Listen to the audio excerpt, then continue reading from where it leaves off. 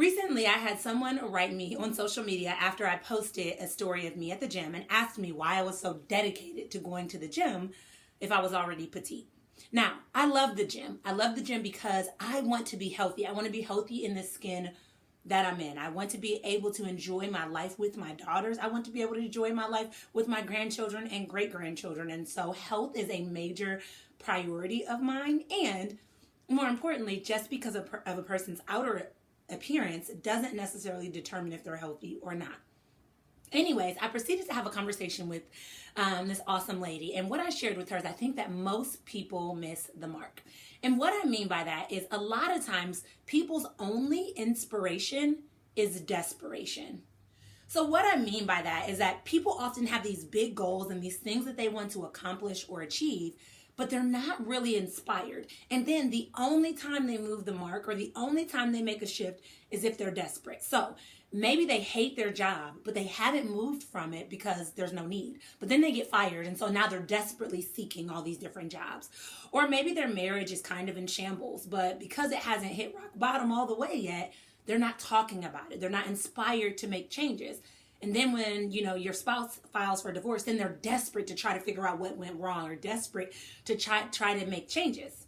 When you move from a place of desperation, you're always going to miss the mark because you're moving from a desperate place. You're moving from a place that's not well thought through, a place that's not very prepared, and a place that's not ready for what's getting ready to happen. And so I think about that with goals in general. We cannot be moving from desperation. We cannot shift our job because we're desperate. We can't start saving money because now we're getting ready to lose our house. We can't try to save our relationship because now we're desperate that our spouse is going to leave. We can't try to start a business because we're desperate because we're struggling financially.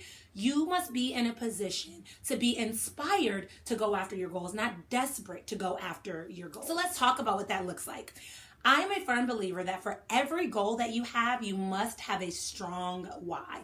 And what I mean by that is you must be motivated to go after that goal for a purpose. So when I think back to me starting my business, my coaching practice, I was so inspired to start a coaching practice, one, because I didn't want other people to struggle with things that they can't heal from or thinking that they can't heal from it. Two, I wanted my daughters to see me as an example. And three, because I wanted to leave a legacy. There's an old saying that you only die twice, right? So the first time you die is just like, okay, your body is dying. But the second time you die is when your impact has no longer impacted anyone alive. And for me, I never want to die in that way. I want my impact to go from generation to generation to generation and never stop. And so that is my huge why when I began my business. And one of the things that I did is I kept my why in front of me at all times. Because to be honest, as an entrepreneur, it's extremely challenging. There were moments where I wanted to give up. There were moments where I wanted to throw in the towel. There were moments where I didn't want to continue. But I remembered my why because it was always in front of me. And that inspiration gave me the momentum and the motivation that I needed to continue to move forward. The trouble with the desperation is once you're no longer desperate, you'll stop. So for example, if I would have started a business because I needed $500 extra, then I get $500 extra. Now I'm no longer desperate, so I stop. And my business and the impact no longer exists.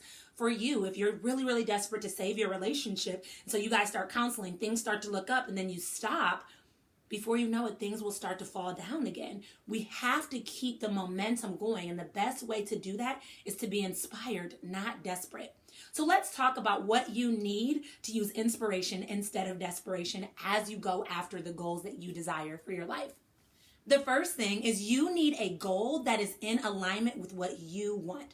Too many people are setting goals because someone else told them that they should. Too many people are setting goals because it seems like the right thing to do.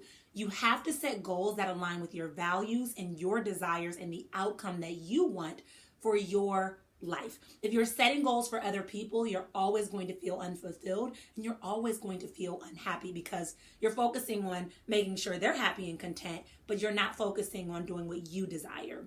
The second thing that you need is you need that powerful why. So remember, I gave you an example of the 3 whys that I had when I started my coaching practice. Those whys gave me the oomph. They gave me the push. They gave me the determination to keep going after my goal of making my coaching practice spread and making my impact big because I wanted it. I wanted it so bad. And when you have a strong why, you're always going to be inspired to go after it. You're not going to likely fall into a place of desperation, making it easy for you to throw in the towel. So in order to develop your strong why, you want to think of, what do you want out of your life? What do you want to see out of your life? What do you want to see change? What do you want to see shift? What kind of impact do you want to have out of your life? What do you want to be different in your life? When you start to reflect and ask these questions, you'll be able to determine and narrow down a strong why that will give you the motivation and the momentum to continue to press forward.